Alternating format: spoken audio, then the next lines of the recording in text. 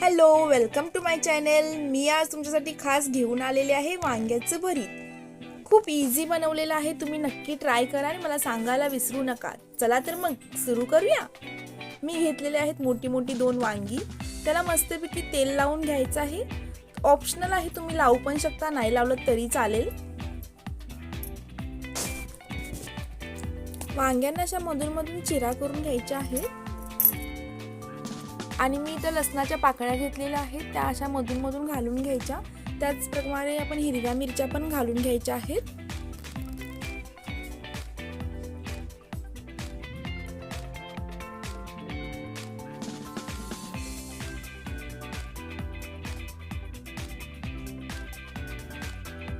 बघू शकता तुम्ही, अशा प्रकारे घालून घ्यायचं आहे।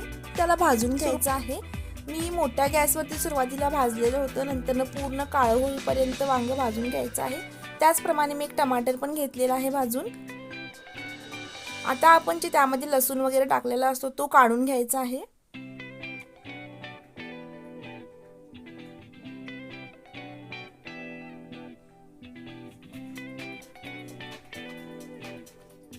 त्याच्यानंतर वरची जी साल आहे ती आपण काढून घ्यायची आहे।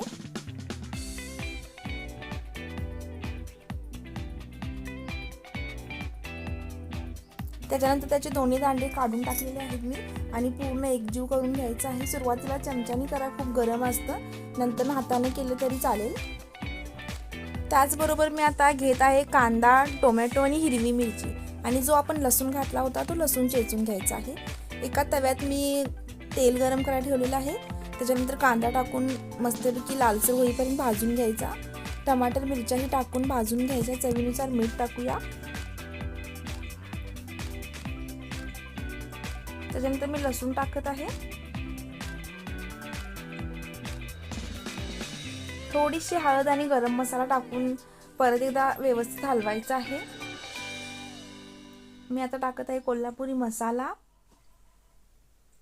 मी थोडंसं पाणी शिंपडत आहे कारण का चटणी खाली लागत होती। आता आपण त्याच्यात ते वांग कुस्करलेलं होतं ते टाकून घेऊया। मस्तपैकी असं एकजीव करून घ्यायचं आहे।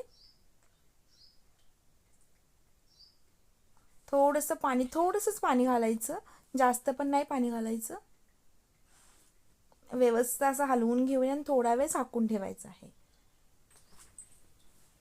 आणि आता आपलं वांग्याचं भरीत तयार झालेलं आहे। तुम्ही एकदा नक्की ट्राय करा आणि मला कमेंट करायला विसरू नका की कसं बनलेलं होतं। Please like and subscribe.